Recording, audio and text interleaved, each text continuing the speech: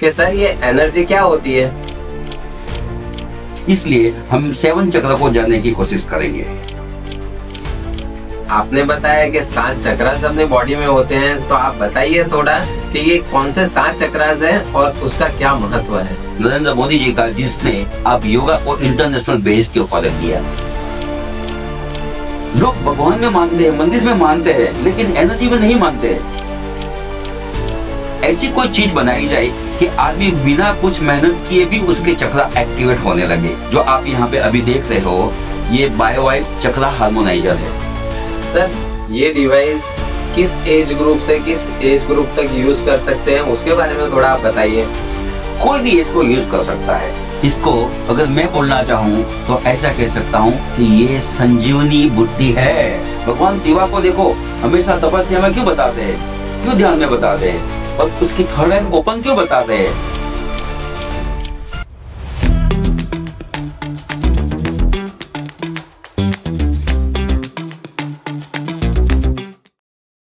स्वागत है दोस्तों संदीप कुमार पॉडकास्ट में। आज तक आपने बिजनेस और मोटिवेशन के ऊपर तो काफी सारे पॉडकास्ट देखे होंगे, बट आज का जो पॉडकास्ट है वो बहुत ही खास होने वाला है। क्यों? क्योंकि आज हम बात करेंगे स्पिरिचुअलिटी, साइंस और चक्रास के ऊपर।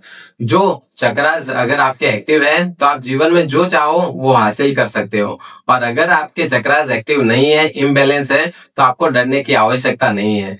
Doctor S K. परमार साहब जो हमारे साथ में हैं, वो हमको डेप्थ में बताएंगे कि उन्होंने जो डिवाइस बनाया है तो उससे आप चक्रास एक्टिव कैसे कर सकते हो और अपने लाइफ में खुशहाली और सक्सेस कैसे ला सकते हो। तो आज मैं पूछना चाहूंगा डॉक्टर एस.के. परमार साहब को कि सर ये एनर्जी क्या होती है। संदीप जी, बहुत ही अच्छा आपने क्वेश्चन किया है। इस दुनिया के अंदर, इस ब्रह्मांड के अंदर सब कुछ ऊर्जा ही ऊर्जा है, एनर्जी ही एनर्जी है। जिस इंसान ने एनर्जी को समझ लिया, समझ लो अपने जीवन को समझ लिया। हम भी खुद एनर्जी से ही बने हुए हैं और हमारे शरीर भी एनर्जी से ही चलता है।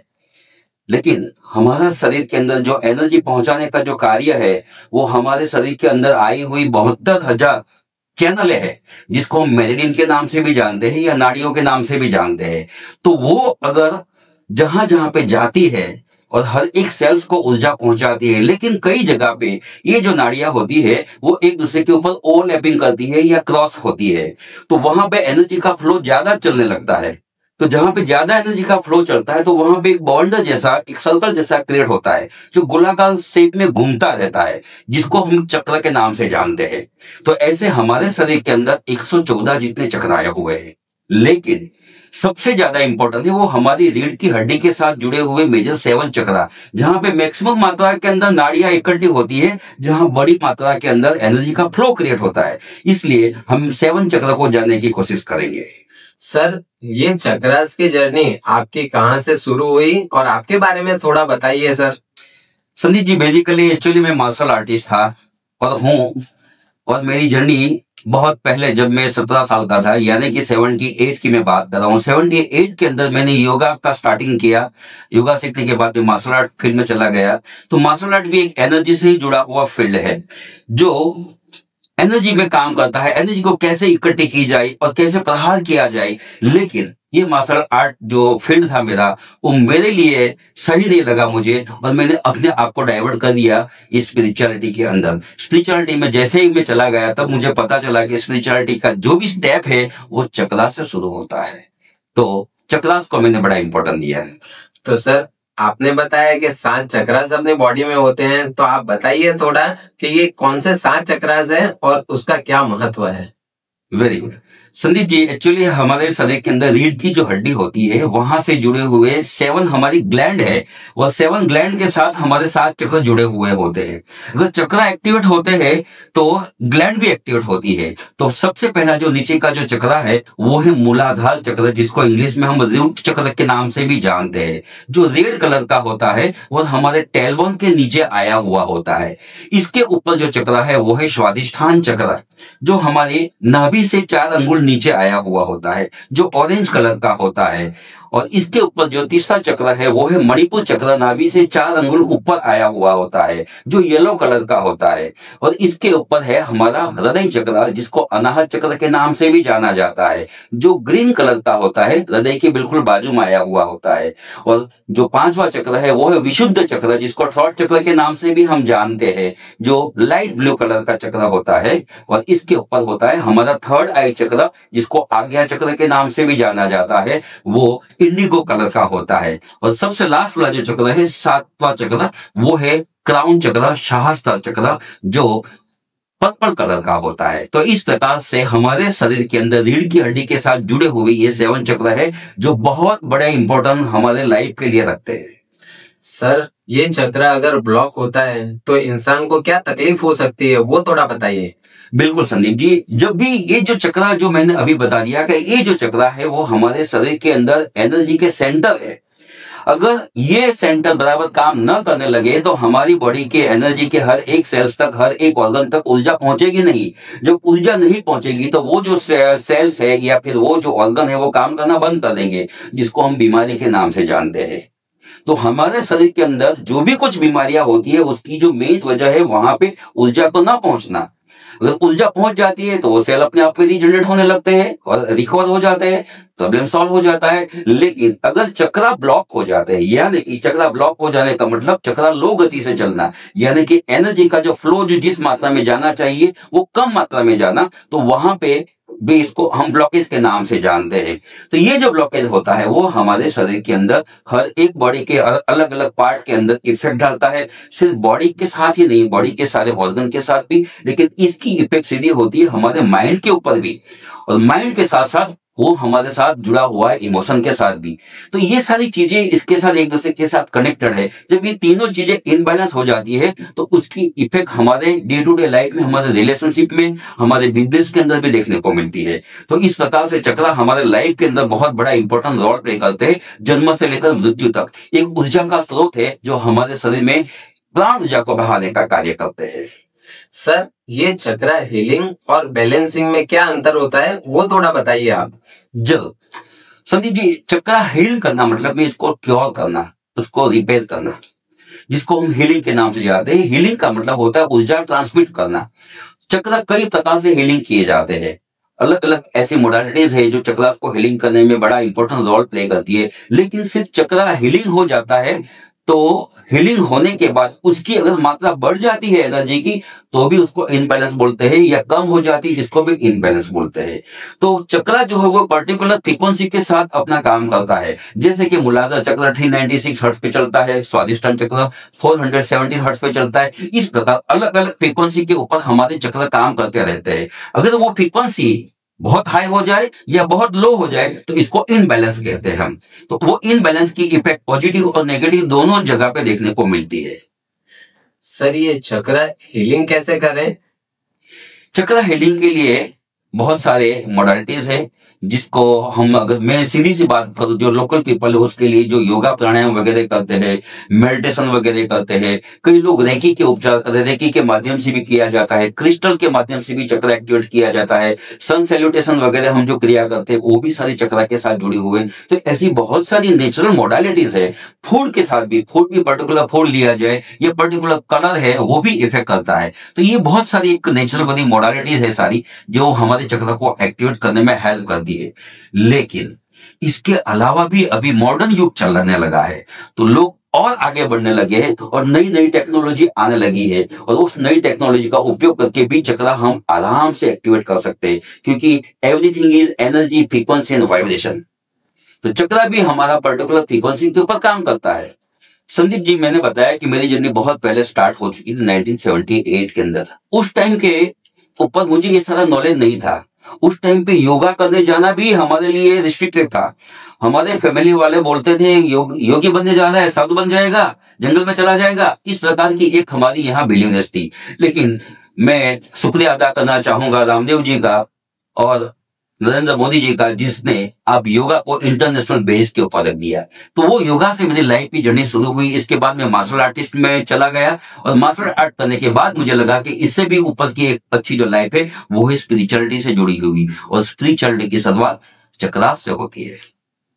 सर आपकी लाइफ का वो टर्निंग पॉइंट क्या रहा हुआ है जो आपको इस फील्ड में लेके आया? सर टर्निंग पॉइंट की अगर बात करें तो मैं भी कई लाइफ के अंदर कई प्रकार के स्ट्रगल से मैं गुजरा हुआ हूँ। मेरी लाइफ के अंदर ऐसे ऐसे प्रॉब्लम आए हैं जो सोच भी नहीं सकते। मैंने बहुत अच्छा एजुकेशन लेने के बाद भी ऐसी ऐसी नौकरियां की है जो सामान्य इंसान आज सोच भी नहीं सकता, कर भी नहीं सकता। एलएलबी होने के बाद मैंने मजदूरी की है। तो वो सारी चीजें इसलिए थी, करनी पड़ी क्योंकि वो सर्वाइव होना जरूरी था। लेकिन ये सब करने के बाद मुझे लगा कि अगर मैंने एनर्जी के ऊपर कंट्रोल कर दिया, एनर्जी के ऊपर काम करना चालू कर दिया, तो मैं मेरे लाइफ के सारे प्रॉब्लमों को दूर कर सकूंगा। तो इसी प्रकार से मैं इस फील्ड में कन्वर्ट हो गया और एनर्जी में काम करना चालू कर दिया, जो मार्शल आर्ट से कन्वर्ट होके मैं एनर्जी साइंस में चला आया। सर आपकी इस लाइफ वे का सबसे बड़ा चैलेंजिंग दौर क्या रहा और उससे आपने ओवरकम कैसे किया? संदीप जी, एक्चुअली क्या हुआ कि जब मैं एनर्जी फील्ड में आया, मैंने कुछ काम करना चालू किया। मैंने शुरुआत की थी योगा से, योगा के बाद मार्शल आर्ट में आया, मार्शल आर्ट के बाद रेकी के अंदर आया। रेकी एक एनर्जी का एक मोडालिटीज है जो एनर्जी ट्रांसमिट करने का काम करती है। तो रेकी के अंदर मैंने मास्टरी की और कई लोगों को मैंने सिखाना चालू किया। लेकिन लोगों का बिलीवनेस सही नहीं था। लोग भगवान में मानते हैं, मंदिर में मानते हैं, लेकिन एनर्जी में नहीं मानते। लेकिन सच में देखो तो एवरीथिंग इज एनर्जी, भगवान भी एक ऊर्जा है, वो नहीं समझ सकते थे। तो ये सारी चीजें समझाने में मुझे काफी कुछ प्रॉब्लम क्रिएट हुए। और लोग आज लेकिन इस साइंस को समझने लगे हैं, उसको मानने लगे हैं। एनर्जी साइंस को समझ के इसका अपने आप के ऊपर इम्प्लीमेशन भी चालू कर दिया, जो मेरे लिए खुशी की बात है। तो वहां से मेरा एक चेंजिंग स्टार्ट होगा कि ये सारी प्रॉब्लम मेरे लाइफ के अंदर आई। लेकिन आज मुझे खुशी है कि बहुत सारे लोग इसको समझने लगे हैं। सर आपने जो डिवाइस बनाया है तो बनाने की प्रेरणा कहाँ से आई और आपने ये डिवाइस बनाया? संदीप जी, एक्चुअली मैं कई सालों से एनर्जी साइंस में काम करता रहा, जिसमें कई मॉडलिटीज का उपयोग में करता रहा। लेकिन जो लोग मेरे पास ये सीख के जाते थे या फिर हील होके जाते थे, वापस प्रॉब्लम उसको हो जाती थी। इसलिए हो जाती कि वो उसको रेगुलर फॉलो नहीं करते थे। तो लोग आज इतने एक्टिव नहीं है जितना हम समझते हैं। आज हम भी ऐसे हैं, कुछ नया जब आएगा तो हम बड़े उत्साह से काम करेंगे, बाद में पूरा उत्साह खलास हो जाता है। तो मैंने सोचा कि चक्रास को एक्टिवेट करने के लिए बहुत सारी मॉडलिटीज है, लेकिन अभी पूरा मॉडर्न युग आ गया है, टेक्नोलॉजी का युग आ गया है। तो इस टेक्नोलॉजी के अंदर अगर ऐसी कोई चीज बनाई जाए कि आदमी बिना कुछ मेहनत किए भी उसके चक्रा एक्टिवेट होने लगे, तो ऐसा एक गैजेट मैंने बनाया जिसको बायोवाइब चक्रा हार्मोनाइजर के नाम से जाना जाता है। जो आप यहाँ पे अभी देख रहे हो, ये बायोवाइब चक्रा हार्मोनाइजर है। सर ये बायोवाइब सॉल्यूशन जो आपने बनाया तो वो वर्क कैसे करता है, उसके बारे में थोड़ा आप बताइए। हाँ संदीप जी, एक्चुअली हमने पहले सीख लिया, जान लिया हमने कि everything is energy, frequency and vibration. और हमारे शरीर के अंदर जो चक्रास है वो भी पर्टिकुलर फ्रीक्वेंसी के ऊपर काम करते हैं। तो अगर उस चक्रा को फ्रीक्वेंसी प्रॉपर मात्रा में जो चाहिए वो मिल जाए तो चक्रा अपने आप एक्टिवेट होने लगेंगे। ये नेचुरल सिद्धांत है, साइंटिफिकल क्वांटम साइंस का रूल्स है। तो हमने क्या किया है कि इस गैजेट के अंदर वो चक्रा की फ्रीक्वेंसी जनरेट की है। तो वो चक्रा की फ्रीक्वेंसी इसमें से स्प्रेड होती है और सीधे उस चक्रा को एक्टिवेट करने में हेल्प करती है। तो फ्रीक्वेंसी वाइब्रेशन बेस के ऊपर ये गैजेट काम कर रहा है। सर आपका जो ये गैजेट है वो यूज करने के बाद में कैसा एक्सपीरियंस होता है, वो थोड़ा बताइए। डेफिनेटली सर, ये जब यूज करते हैं तो नेचुरली चक्रा एक्टिवेट होने लगते हैं। चक्रा से जुड़ी हुई जो भी प्रॉब्लम है वो दूर होने में बड़ा हेल्प होता है। लेकिन सबसे बड़े जो मुझे जो रिजल्ट मिल रहा है वो है हमारा स्ट्रेस बिल्कुल रिड्यूस हो जाता है। और मैंने जो सुना है कि सबसे ज्यादा हमारे हिंदुस्तान के अंदर नहीं, पूरे वर्ल्ड के अंदर लोग स्ट्रेस से जुड़ रहे हैं, लड़ रहे हैं। स्ट्रेस का जो प्रॉब्लम है उसमें से सब पास हो रहे हैं। तो इसके लिए ये बहुत बड़ा वरदान रूप है ये। इसके अलावा एंजाइटी जैसे प्रॉब्लम है, इसको बहुत अच्छा काम करता है। और दूसरा है इंसोम्निया, नींद नहीं आना। नींद के लिए ये सबके लिए वरदान रूप है। अगर इसका यूज किया तो इतने बहुत जबरदस्त नींद आएगी और क्वालिटी वाली नींद आएगी। लंबी नींद नहीं, क्वालिटी वाली नींद आएगी। जो नींद के लिए, जो देश के लिए आपको 8-10 घंटे निकालने पड़ते थे वो 7-5 घंटे में खत्म हो जाएगी, क्योंकि क्वालिटी नींद आने लगेगी। तो ये सबसे बड़ा इसका बेनिफिट है। जब नींद अच्छी आने लगेगी, रिकवरी अच्छी होने लगेगी, तो प्रॉब्लम अपने आप सॉल्व होने लगेगी। सर ये डिवाइस का एक्सपीरियंस करके और कितना समय देना पड़ता है उसके बाद में रिजल्ट दिखाई देता है? ये डिपेंड करता है हर एक इंसान की अपनी अपनी एनर्जी के ऊपर क्योंकि हर एक इंसान की बॉडी का जो बंधारण है वो अलग अलग फील्ड के ऊपर काम करता है, अलग अलग एनर्जी पे काम करता है। कई लोगों के पास तुरंत ही मतलब में रिजल्ट देखने को मिलता है और कई लोगों को 3 दिन, 7 दिन या 1 महीने भी हो सकते हैं, डिपेंड है किस प्रकार का उसका प्रॉब्लम है। प्रॉब्लम देखो फिजिकल, मेंटल, इमोशनल, फाइनेंशियल और सोशल से जुड़ा हुआ प्रॉब्लम हो सकता है, इससे ज्यादा कोई और प्रॉब्लम होते नहीं है। लेकिन फिजिकल बेस के ऊपर जो प्रॉब्लम है उसको रिकवरी करने में टाइम लगता है, लेकिन मेंटल बेस की जो प्रॉब्लम है, इमोशनल बेस की जो प्रॉब्लम है, वो बहुत अच्छा रिजल्ट दे रहा है, बहुत बढ़िया रिजल्ट दे रहा है। सर ये डिवाइस किस एज ग्रुप से किस एज ग्रुप तक यूज कर सकते हैं, उसके बारे में थोड़ा आप बताइए। कोई भी इसको यूज कर सकता है, लेकिन जो बिल्कुल छोटे बच्चे 5 साल के, 3 साल के नीचे के जो बच्चे हैं उसके लिए अवॉइड करना चाहिए, क्योंकि इसमें से फ्रीक्वेंसी जो निकलती है उस टाइम पे बच्चा नेचुरल फ्रीक्वेंसी में होता है, तो उसको अवॉइड करना चाहिए। और जो गर्भवती महिला है उसको भी ये अवॉइड करना चाहिए। बाकी कोई भी इंसान इसका यूज कर सकता है, किसी के लिए हार्मफुल नहीं है। कोई भी यूज करे तो उसको हार्मफुल बिल्कुल नहीं है, क्योंकि बिल्कुल लो फ्रीक्वेंसी के ऊपर ये काम कर रहा है, सिर्फ हार्मोनाइज करने का काम करता है। सर आज माना जाता है कि जो एडवर्टाइजमेंट होती है उसमें सब में बोला जाता है market is all about the subject to market risk. तो इसके अंदर भी कोई रिस्क होता, आप हमें बताइए कि इसमें किसी प्रकार का रिस्क है। संदीप जी, इसमें कोई रिस्क तो नहीं, लेकिन मैं आपको एक बात जरूर बताना चाहूंगा कि अल्बर्ट आइंस्टाइन और निकोला टेस्ला जैसे महान साइंटिस्टों ने बताया था कि अभी फ्यूचर में जो आने वाली मेडिसिन होगी ना, वो एनर्जी, फ्रीक्वेंसी और वाइब्रेशन बेस के ऊपर होगी। अभी एलोपैथी का युग है, बहुत अच्छा है, एलोपैथी बहुत अच्छा है, लेकिन अभी जो फ्यूचर में जो मेडिसिन आएगी वो इसके बेस पर आएगी। तो इसलिए अभी से ही हमने ये टर्न करके इस फ्रीक्वेंसी वाइब्रेशन बेस के ऊपर हीलिंग देना चालू कर दिया है और बहुत अच्छे रिजल्ट मिल रहा है अभी। सर आज तक इस डिवाइस को यूज करके कितनों की लाइफ ट्रांसफर की है और ट्रांसफर करने के बाद में उनको अभी कैसा फील हो रहा है? संदीप जी, एक्चुअली इस डिवाइस को इन्वेंशन हुए ज्यादा टाइम नहीं हुआ है, सिर्फ 4 महीना हुआ है, सिर्फ 4 महीना हुआ है। लेकिन मेरे हिसाब से सैकड़ों लोगों ने इसका बेनिफिट लिया है। कई लोग हीलिंग के लिए आते हैं, कई लोग गैजेट को, डिवाइस को ले लेते हैं और जबरदस्त उसका बेनिफिट ले रहे हैं। कई लोगों के मेरे पास ऐसे वीडियो भी है, कई लोगों के ओपिनियन भी है, जो मैं आपके साथ जब ये आपके पास टाइम होगा मैं शेयर जरूर करूंगा। सर आप किसी रियल लाइफ स्टोरी का एग्जांपल दे सकते हो जो आपने लाइफ ट्रांसफॉर्मेंट की हो और वो आपको अब भगवान के स्वरूप में देख रहा हो, वैसा कुछ बताइए। डेफिनेटली, मेरे पास एक लेडी आई थी जो मैं आपको बताना चाहूंगा, नाम नहीं बता सकता अभी यहाँ पे, लेकिन वो लड़की आई, बहुत सारे प्रॉब्लम लेकर आई थी। सबसे बड़ा प्रॉब्लम क्या था, उसको माइग्रेन का प्रॉब्लम था, बहुत सारी ट्रीटमेंट की लेकिन सॉल्व नहीं हो रहा था। दूसरा प्रॉब्लम क्या था, एसिडिटी का प्रॉब्लम था। तीसरा प्रॉब्लम था नींद नहीं रहती, बहुत 2-2 बजे तक वो जागती रहती थी, सुबह में 10 बजे उठती थी, इस प्रकार की नींद की इसकी हालत हो गई थी। चौथा प्रॉब्लम क्या था, वाइफ हस्बैंड के बीच अनबन बहुत रहती, बहुत लड़ाई झगड़े होते रहते थे। 5वां प्रॉब्लम क्या था, उसका बच्चा, 2 बच्चे थे। एक जो बच्चा था वो सुबह उठते ही रोना चालू कर देता था, उठते ही रोना सबसे पहले, ज्यादा 7-8 साल का ही बच्चा, लेकिन रोने की उसकी आदत थी। तो जब से जाके एक गैजेट को जाके उसने रख दिया, उसके बेडरूम के अंदर रख दिया, और जो रिजल्ट आया है वो मेरे में दिमाग में सोचने जैसी बात हो गई, क्योंकि सारे प्रॉब्लम सॉल्व हो गए। सबसे पहले बच्चे का रोना बंद हो गया, उसने आके मुझे बोला सर ऐसा हो गया, मैंने बोला बड़ा बधाई हो। फिर उसने बोला कि सर हस्बैंड भी शांत होने लगे, मैंने बोला कि और भी अच्छी बात है। और फिर जब इस गैजेट के बारे में उसकी बेटी ने अपना रिव्यू दिया, कैसा रिव्यू दिया कि जब से ये गैजेट मैं अपने टेबल पे रख के स्टडी करती हूं तो मेरा फोकसिंग बढ़ गया है और मेरा मन भी शांत हो गया, उतना ही नहीं मेमोरी बढ़ गई है मेरी। ये बच्ची ने अपना रिव्यू देके दिया है, जिसका मेरे पास वीडियो है, मैं आपको शेयर जरूर करूंगा इसका। तो इस प्रकार से मैंने अनुभव किया हमारे क्लाइंट के अंदर, जो मैं आपको बताना चाहूंगा।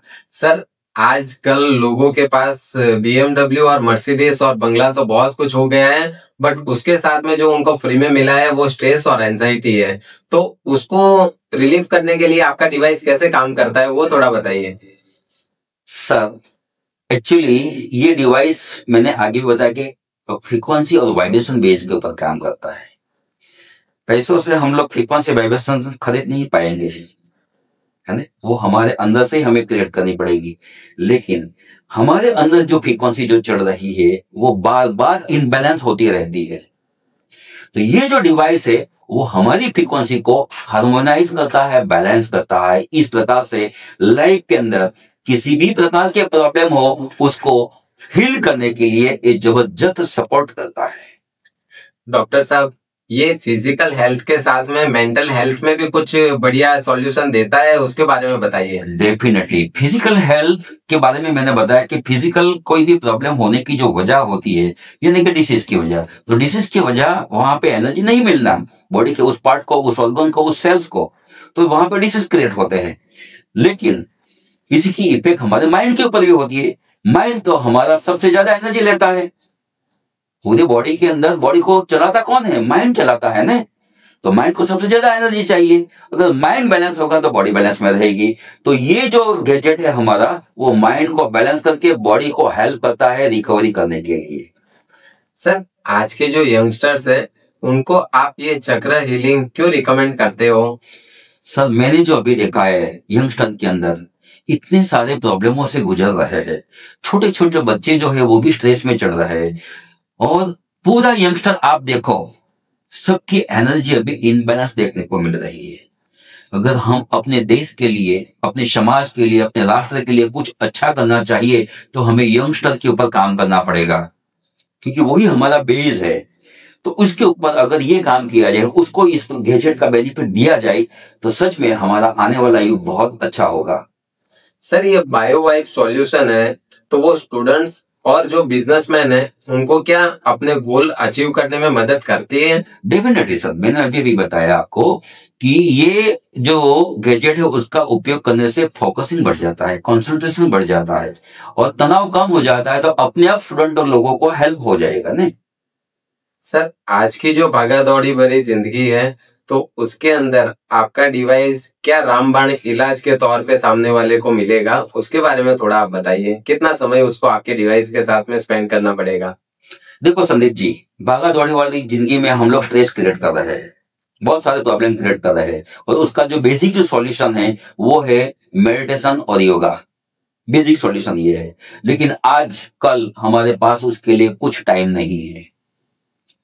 टाइम है तो हम पर्टिकुलर रेगुलर बेस पे उसको करते नहीं है। तो ऐसी लाइफ के अंदर, अभी मॉडर्न लाइफ में हम जी रहे हैं, तो इस लाइफ के अंदर ये जो गैजेट है वो बिना योगा किए, बिना मेडिटेशन किए भी हमें वही बेनिफिट देने लगा है जो मेडिटेशन से मिलता है, जो योगा से मिलता है। तो डेफिनेटली हेल्प करेगा sir. What is bio vibe चक्र हार्मोनाइजर? ये संदीप जी, ये बहुत एंड में आपने क्वेश्चन किया। एक्चुअली ये सबसे पहला क्वेश्चन आना चाहिए।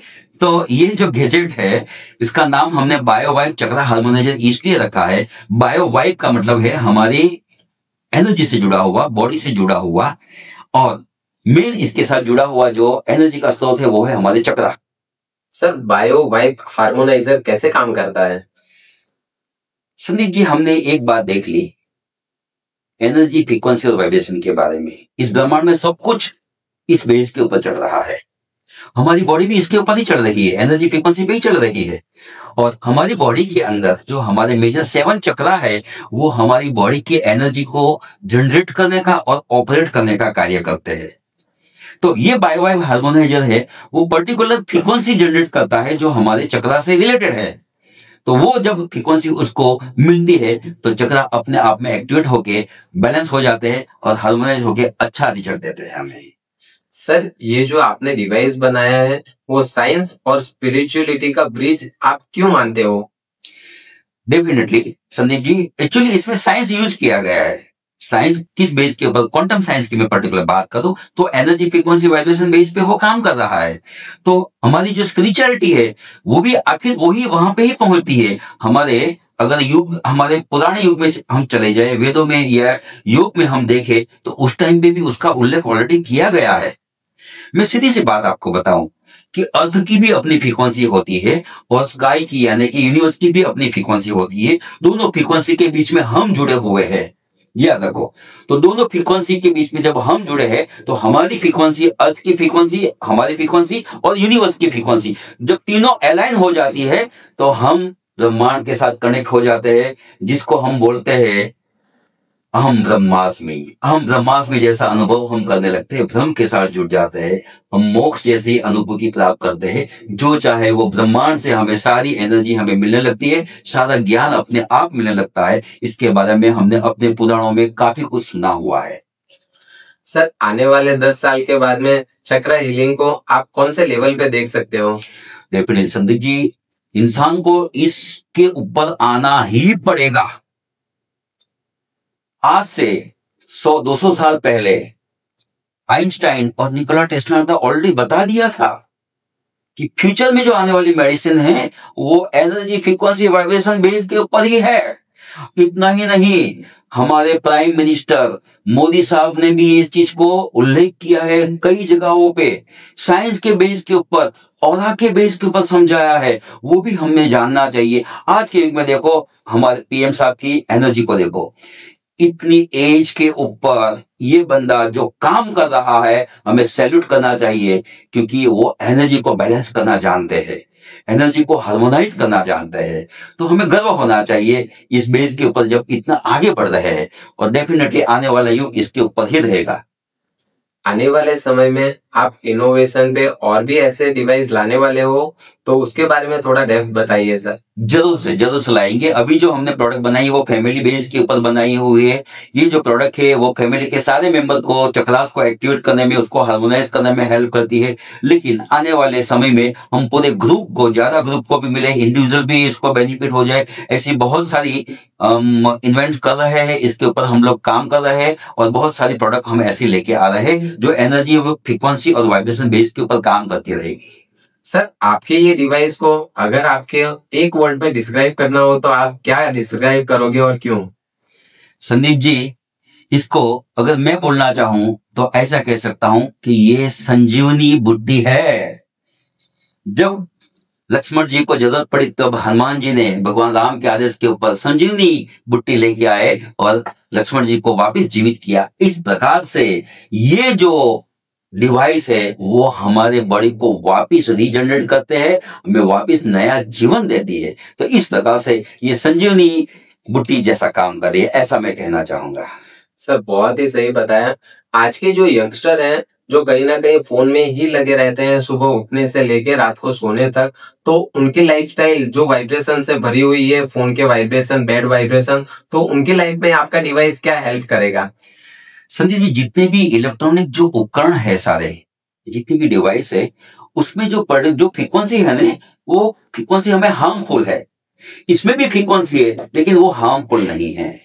इसको चार्ज करने के लिए 5 वोल्टेज चाहिए, ओनली 5 वोल्टेज। मोबाइल को चार्ज करने के 40 वोल्टेज चाहिए, 50 वोल्टेज चाहिए। इससे हमें पता चल जाता है।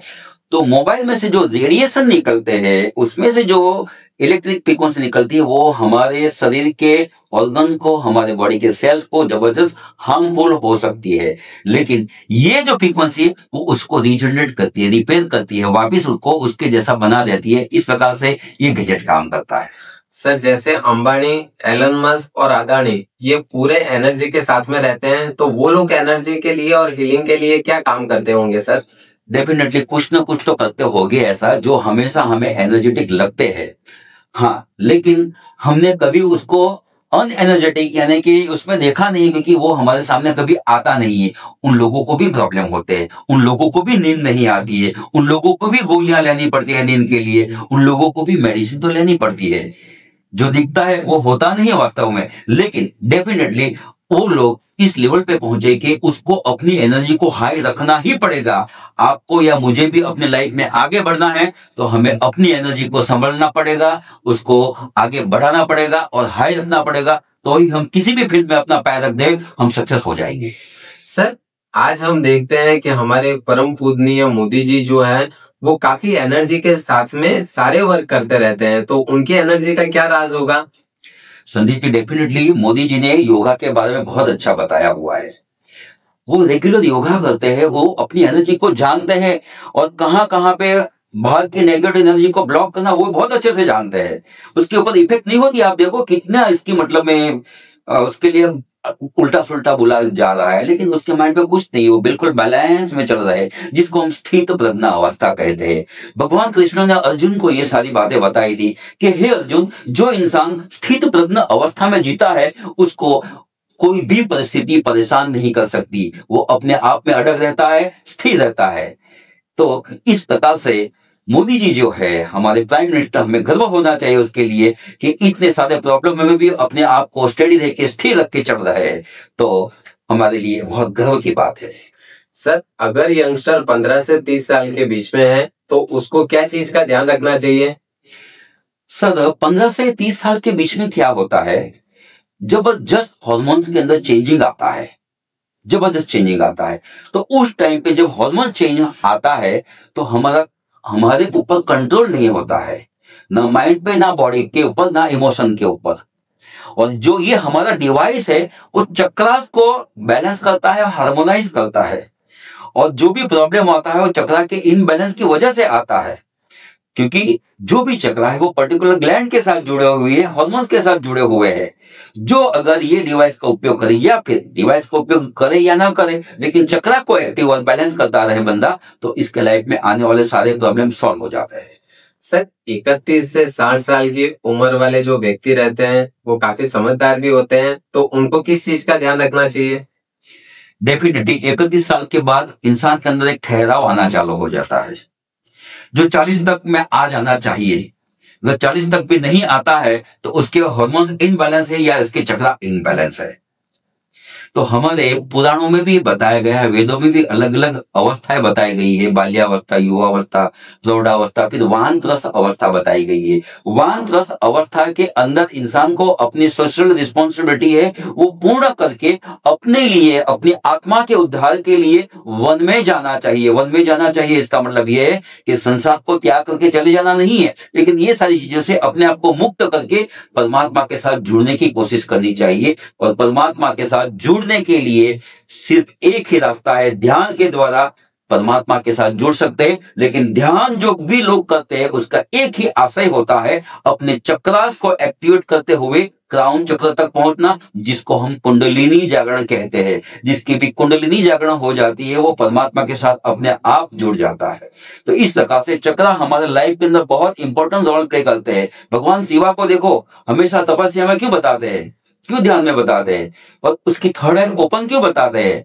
क्योंकि वो ध्यान के माध्यम से चक्रास को एक्टिवेट करके यहां तक पहुंच गए, थर्ड आई तक पहुंच गए और ब्रह्मांड के साथ कनेक्ट हो गए। इस प्रकार का एक हमें सूचन दे रहे हैं, हमें एक प्रेरणा दे रहे हैं, जो हमें समझना चाहिए। सर मैंने देखा है कि 60 साल के बाद में की जो अवस्था होती है तो उसमें व्यक्ति बोलना तो बहुत कुछ चाहता है बट उसको सुनने वाला कोई नहीं होता है, तो 60 साल बाद में किस चीज का ध्यान रखना चाहिए सर? 60 साल बाद में इंसान को सबसे पहले अपनी हेल्थ का ध्यान रखना चाहिए, अगर हेल्दी लाइफ जीनी है तो। दूसरा बात क्या है कि 60 साल तक जब इंसान पहुंचता है तो बहुत सारे एक्सपीरियंस का उसके पास भंडार हो जाता है, बहुत सारी चीजों का एक्सपीरियंस उसने मिला हुआ होता है। तो वो डेफिनेटली वो अपने एक्सपीरियंस सभी को देना चाहेगा, मतलब मैं बिन माँ की सलाह देना चाहेगा वो, क्योंकि उसको इसमें से गुजर चुका है सारी चीजों से। तो इस जगह पे क्या होता है, एक्चुअली सब लोग, अभी यंग जनरेशन तो इसको बिल्कुल अवॉइड कर देते हैं, लेकिन ऐसे लोगों की एडवाइस भी हमें लेनी चाहिए, उसको समझना भी चाहिए। और जो लोग मतलब में इस लेवल तक पहुंच चुके हैं अपना इतना एक्सपीरियंस लेकर, तो उसको मैं ये बोलूंगा, मैं भी इस लेवल पे पहुंच चुका हूं कि अभी समय आ गया है अपने आप को, अपनी ऊर्जा को परम ऊर्जा के साथ कनेक्ट करने का। अगर अभी नहीं किया तो कभी नहीं कर पाओगे। दोस्तों ये थी जर्नी डॉक्टर एस.के. परमार साहब की, और स्पिरिचुअलिटी, साइंस और चक्रास की ये जो जर्नी है ये बहुत ही लंबी जर्नी है। अगर आपको और भी कोई क्वेश्चन अराइज हो रहे हैं तो आप कमेंट में हमें बता सकते हो, हम सेकंड पॉडकास्ट डॉक्टर साहब के साथ में जरूर लेके आएंगे। धन्यवाद। थैंक यू वेरी मच, धन्यवाद।